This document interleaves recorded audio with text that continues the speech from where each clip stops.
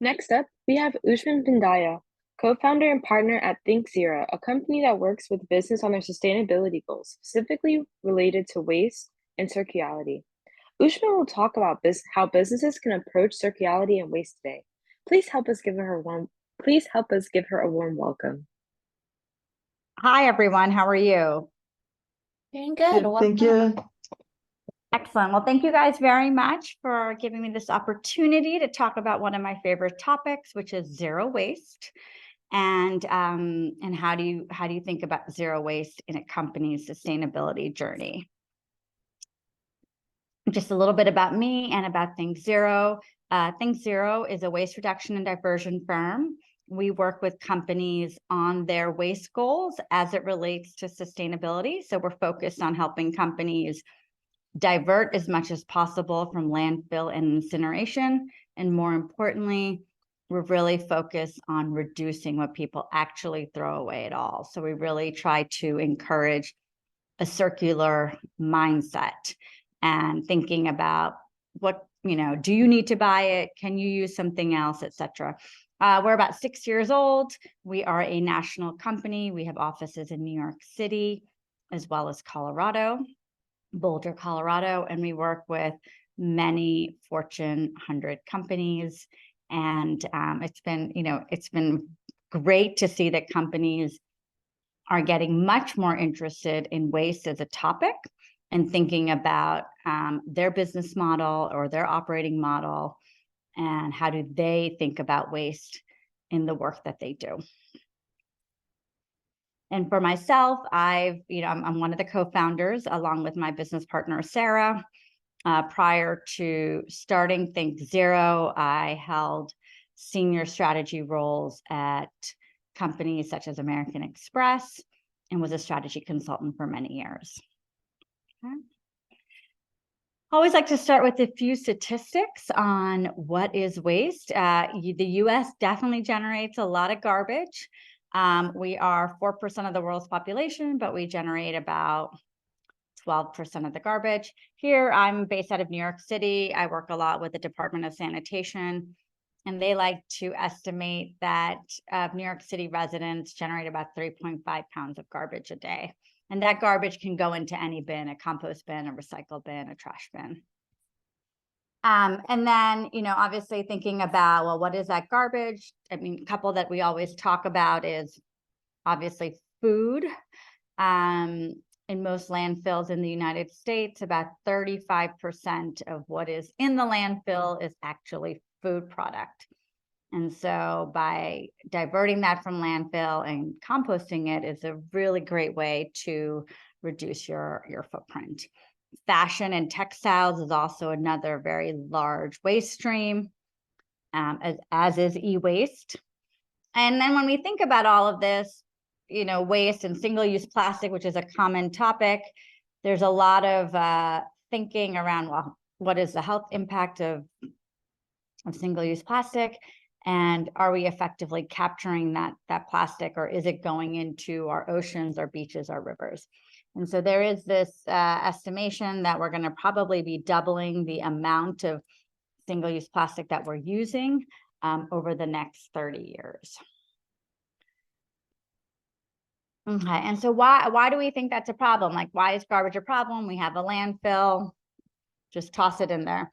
Well, as I said before, around the growth of single-use plastic, the Center for Biological Diversity says that we will be expected to increase plastic by over 40% in the next decade alone. And Americans use about 100 billion plastic bags a year, which is 12 million barrels of oil.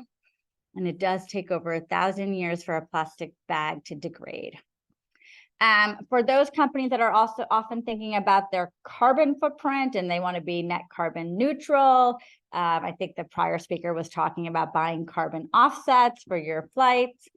Actually, our landfills are the third largest source of methane emissions in the United States, and methane is much more potent than greenhouse gas. And so 14.3% of the emissions in the United States comes from landfill. So the more stuff we throw away in landfill and how they are managed and utilized does lead to a fair amount of carbon emissions going in. So when I talk to companies about their waste footprint, I'm also trying to make the connection to their carbon footprint.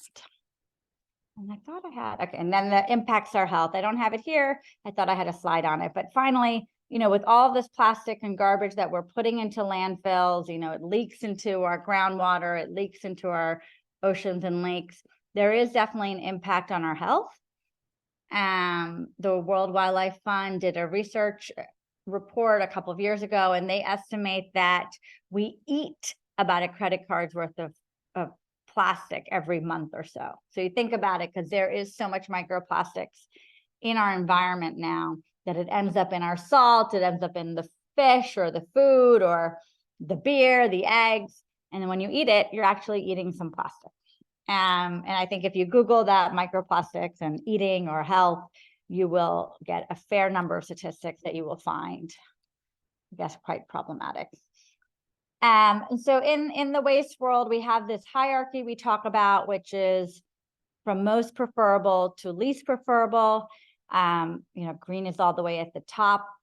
And in the work I do, and in the work the conversations that I have with my clients, we're very much thinking about how do you not generate waste at all?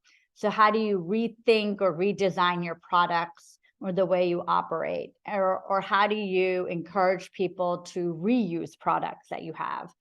Or how about in your own operations, how do you either not buy things you don't need anymore, or how do you reuse materials that you need for your own operations?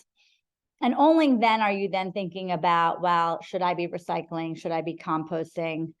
And then after that, are there other ways to manage the material before it actually goes down to landfill? So this is a great hierarchy to kind of think about. If you're working at a company and you want to think through with them, what is your waste footprint? How do I reduce what I'm doing? And how do I think about changing the footprint of my companies?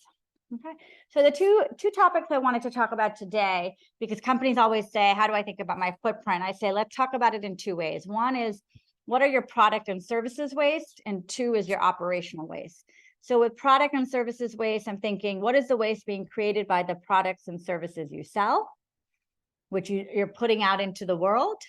And then operational waste would be, what is the waste being created by your daily operations? And they're all looking to reduce what gets put into a bin, but you might be thinking about them differently, and maybe different folks in your business would be looking at them.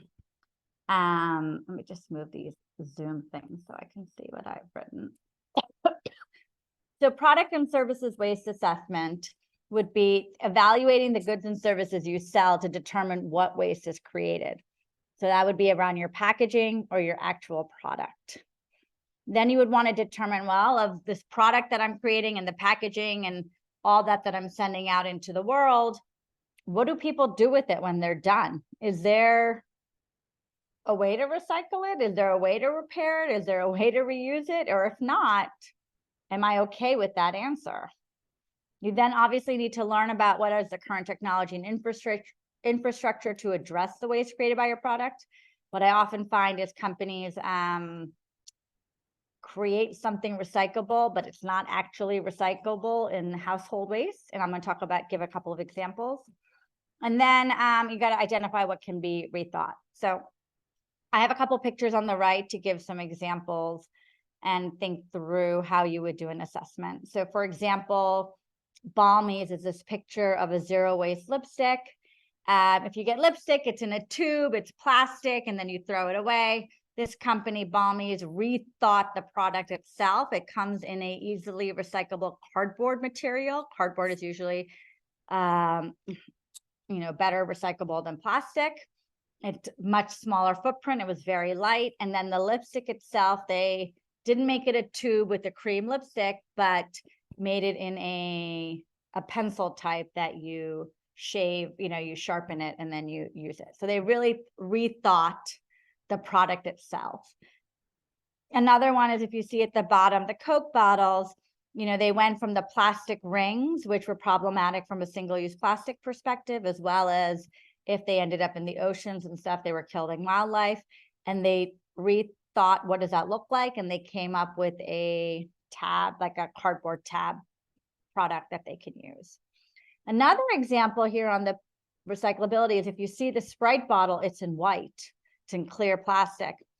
And so what the Coke product team did was they understood that the green bottle was problematic from a recycling perspective, but a white bottle is much easierly recyclable, more common to be recycled.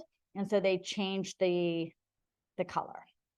So this is another example where a product team did the work to understand, we say it's recyclable, but now that we've done the actual work, we realize it's not really recyclable.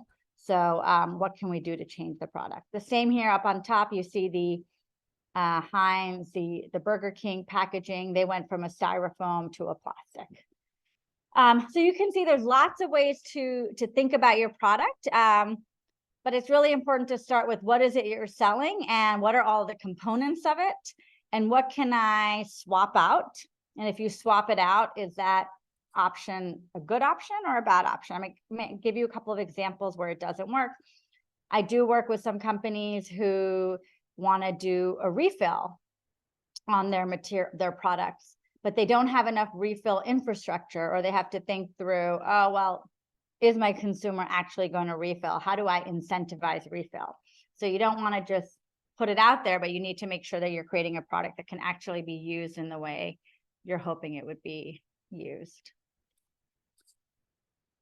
So then the pitfall here is around greenwashing, right? When companies rethink their product and they go out in the world and they champion it, they often get doxxed for greenwashing. I do know there are many companies who don't like to talk about some of their choices that they're making to advance sustainability goals because they're afraid they'll get labeled as greenwashing. There's a couple of examples that I always like to show. Here's the Keurig. They talk a lot about how it is so recyclable and great. However, to recycle that, you need to take off the lid. That's foil that can be recycled in the metal recycling bin, curbside. You got to dump out the coffee that's inside into a compost bin. Then you got to rinse out the plastic, and then you can put that into the recycle bin as well.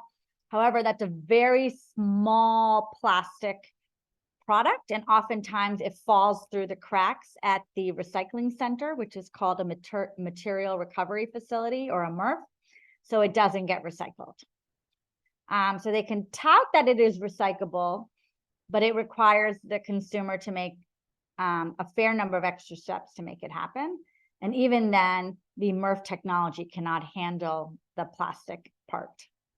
They actually had to settle a lawsuit for that. On the bottom right, Starbucks came up with the strawless lid, and they really touted how they were eliminating straws, and that was great for the environment.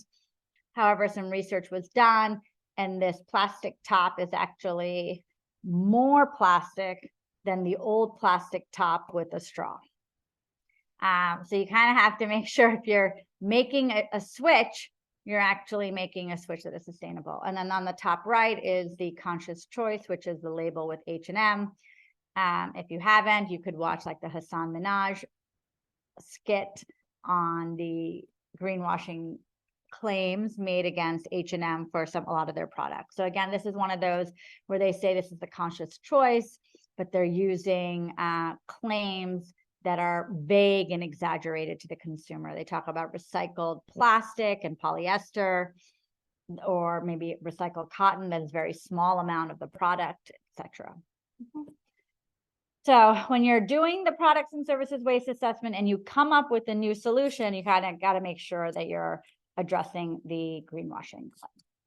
So the second area that I often talk to companies about is the operational waste assessment. And that's like in your day-to-day, what is the waste you're creating in just running your facility or running your office, etc. And I always say to individuals, let's start with the waste audit to see what is actually getting thrown away.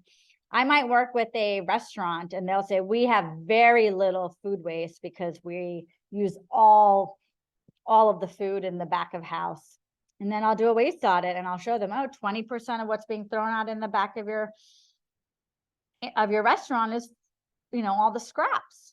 So you may think you don't have anything, or you guys are really good at recycling or diverting or don't have that much waste, but doing a waste audit really helps you figure out what it is you're throwing. And that really is aggregating all the bags, opening them up, putting your hands in the bins with gloves, and sorting your waste to see what is it that you are throwing away, and if you're throwing it away in the right bin. You'll often understand, well, what are your high volume items? And is that surprising to you? Should you be making a switch? And what are the common contaminants so that you're actually not appropriately recycling or composting, etc. And once you have that data, you can then make a plan for what it is that you need to do. Here's an example of a waste audit that I did for a tenant, and they got a better sense of what is in each of their bins and how contaminated or uncontaminated it is. So you can see here in their trash, only about 50% of their trash was trash. 9% was actually e-waste and universal. That was surprising for them. And e-waste has to be recycled. So that would point to doing some education and training. Even cardboard, which is usually a no-brainer, had contamination in it because they weren't breaking down the boxes. They were leaving the styrofoam. Sometimes they left the peripherals from the computers in the boxes and they were just tossing it. So that's why a waste audit gives you some information that you need. And then based on that, you have some strategies that you can employ. These are some of the common strategies we have. One, making sure you have the right bins and signage that are accessible and it's very clear what goes into each bin. You might put into place new programs such as reusables, maybe switching out single-use coffee cups for real cups. You might be adding in composting. Maybe you put in a food donation program. You might launch a green team, which is a great way to get the company into the process. You might eliminate dust side bins, which is, there's always a lot of contamination there. You might do trainings. You might talk with the property management office who does a lot of training for you. You might do some competitions. So these are some things you can think about once you've done the waste audit and you see where are the issues. Okay. And so that's it. That's my presentation in terms of, how to think about embedding zero waste into your company's sustainability journey. Would love to take any questions if folks have any. We have a question from one of the attendees from Buva. So, Ushma, is this specific for food industry only? No, these are, I was talking about products in the earlier section, so no. But there's food waste in commercial buildings as well as restaurants. And then here I did talk about food, but I also talked about cosmetics. You mean think about with Apple, how they if you had bought an iPhone from them 15 years ago and you looked at their packaging, and if you buy an iPhone from them now, their packaging looks very different because it used to be highly unrecyclable. And now they've reduced a lot of the packaging inside their box and they made it more easily recyclable. They would also say that they redesigned and don't give you the extra cords and the plugs because they found that people were just throwing them away. So they also looking at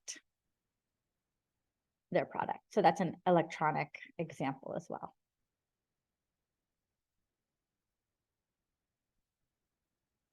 We have another question. If we're a startup, should we engage audits from someone like you to start, or can we self-assess and report?